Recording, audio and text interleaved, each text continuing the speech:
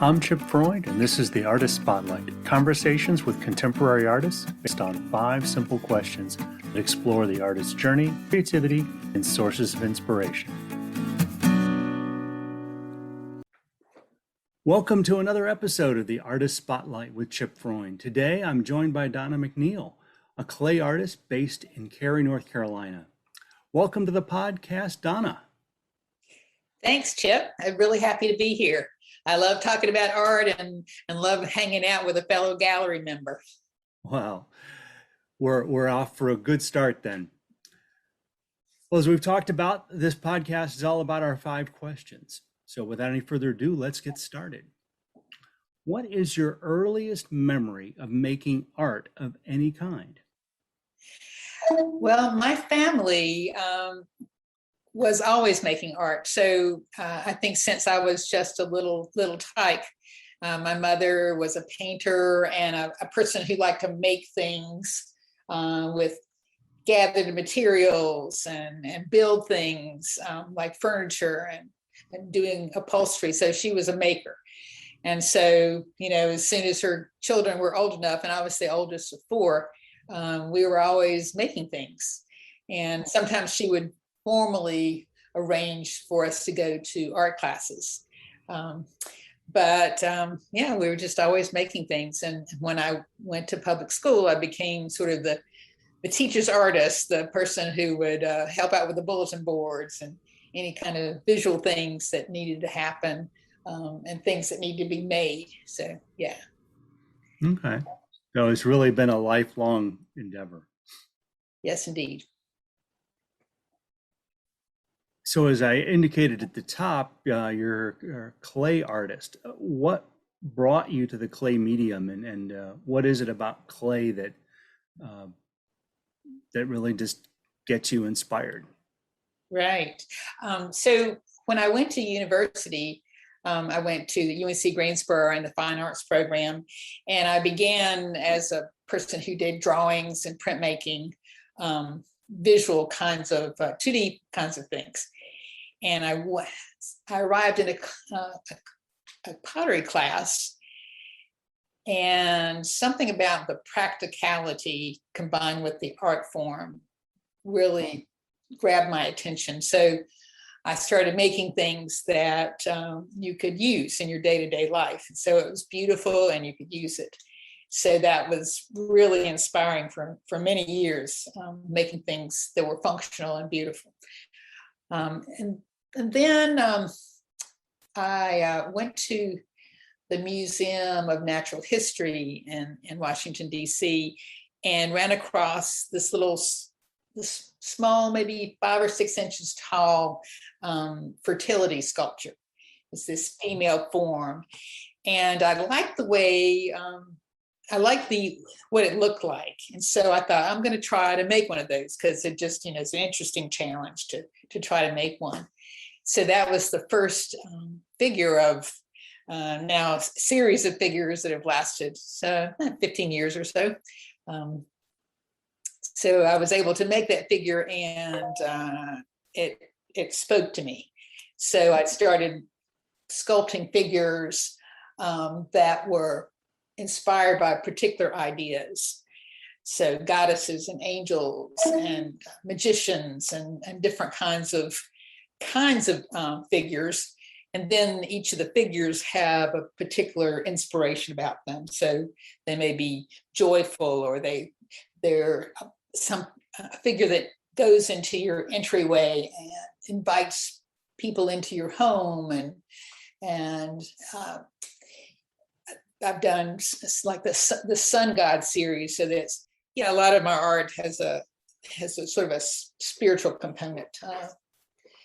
When I create a figure, I start with sort of this imagining in my head, and these figures sort of pop into my mind.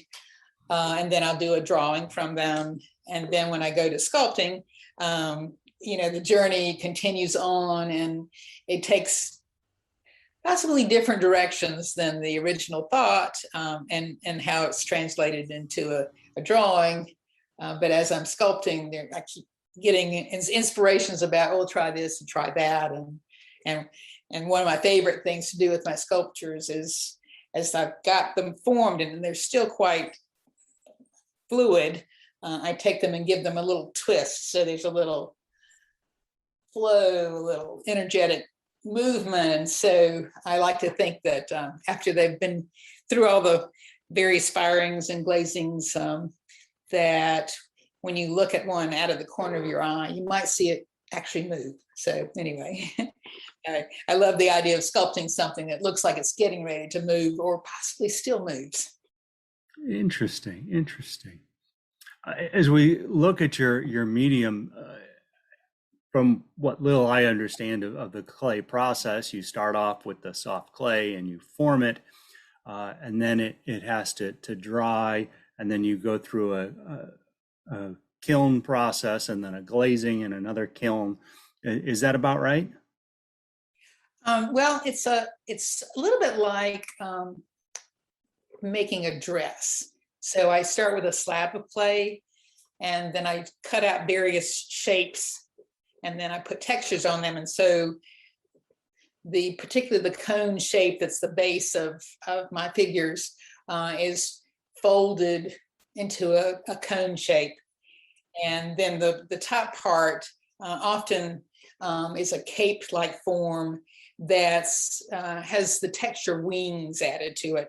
And so that cape form is placed on the top of the cone and sort of molded around and formed into hand-like wings. And so those are expressive. They may be holding different things like an instrument or a baby or a bouquet of flowers or something.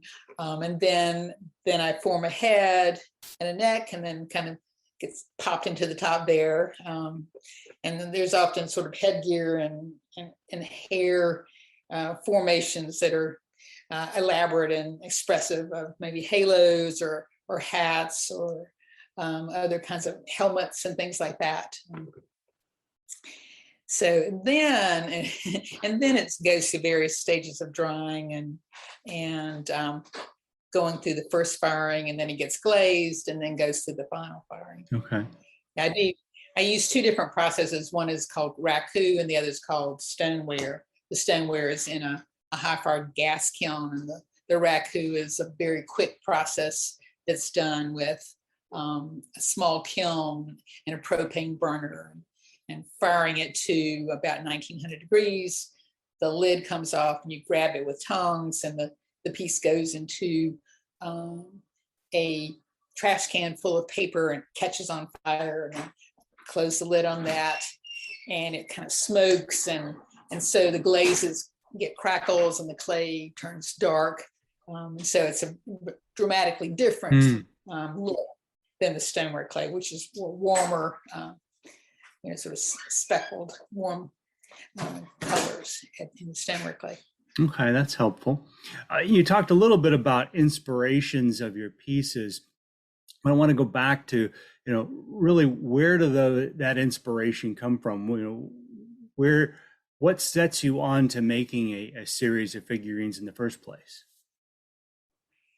Yeah, it's harder to describe than actually the sort of experience in my life. So recently I went to the Van Gogh immersion exhibit in Charlotte, and there were lots of Van Goghs animated across the screens. And so the images of sunflowers kept popping up. And so I got real excited about sunflowers. So I made a couple of sunflower goddesses. So they had sunflower faces, and they had staffs that had flowers coming out of the top of them.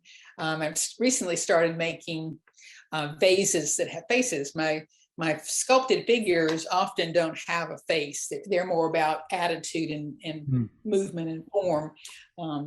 Whereas these face faces, they're all about very expressive, whimsical or humorous or mischievous faces. And so I did a series of sunflower faces that they had the flower, but in the middle of the flower were the features of a face. Okay. moving on to our next question, what advice would you give to a new artist, somebody just starting out? Well, I think experimenting with different materials and trying different things, looking at different artists and trying to do what they did to sort of learn it from experiential methods, and certainly taking classes. But be careful not to narrow down your focus too soon. So, if it's paint, different kinds of paint that you're working with on canvas, trying different kinds of techniques and oils and acrylics and watercolor. If it's clay, seeing if you want to do things that are functional or sculptural, and experimenting with them, and resist the urge to judge yourself. Adult learners are very hard on themselves, and so if you can get back to that childlike experience of just enjoying the experience and playing with materials and see what it feels like and see what kind of results come up, and just enjoy the process as opposed to being so interested in the product. And it takes a long time to work your craft, your art to a higher level of expertise and function and purpose, and so you just have to keep at it, and on a regular basis if you can. My calendar rules my life, so I plug in time for my art, and if it's on my calendar, I show up and start working with materials or continuing sketches and thinking about what I want to try next. I found working in a series is a great way to get deeper into an idea. So you try it one way and then you keep working with the particular set of ideas. So if you're working with textures and you really want to try different kinds of textures in a similar kind of form, but different textures. So yeah, working with themes and exploring ideas is really useful in the long-time career of an artist. Good point. And ultimately, as artists, we hopefully are constantly learning and evolving, and that our best work is always still ahead of us, right? Right. Yes. Yeah, you get to a point where you think, oh yeah, all right, I've done my best work. Okay, why do we get up and go to the studio the next morning? Yeah. Well, the thing about clay is there are lots of things I've sort of left by the wayside, but clay always challenges me to try different things. There's something about it that just continues to keep my interest. Well, it's sort of a limitless medium. You can go where it takes you. So that's and you hit the point of you can have functional pieces as well as purely, artistic elements of, but using the clay to form into whatever it is that you've come up with. Right. And the last question we wrap up our sessions with each time is, what artist would you have us all go check out? This could be somebody you've recently discovered. It could be somebody that inspired you long ago, living, dead, what have you. But just another artist we should go check out. Yeah. The ceramic artist that has influenced me the most is Lana Wilson. She's a contemporary artist.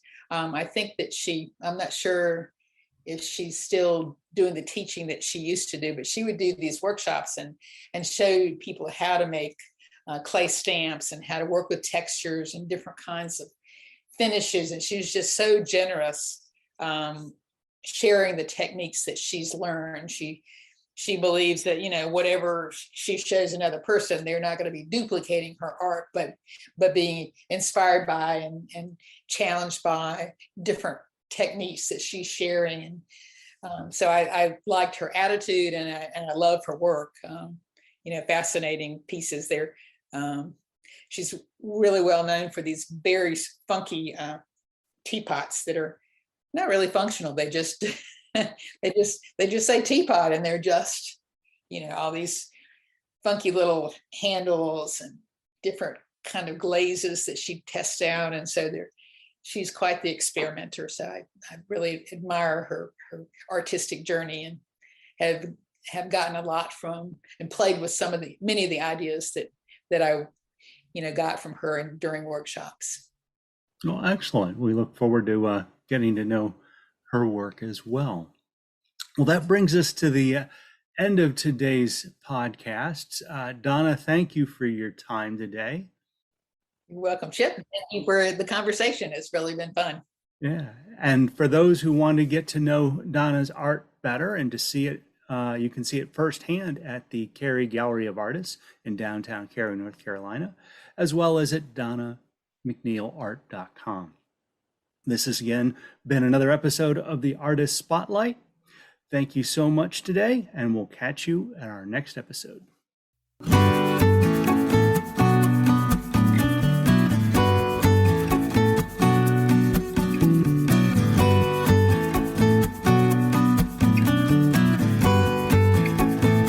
Thank you for joining us. This has been the Artist Spotlight with Chip Freund. Find accompanying blog posts at chipfreundphoto.com/blog, and you may subscribe to our show on Amazon Music, Apple Podcasts, Spotify, or wherever you like listening.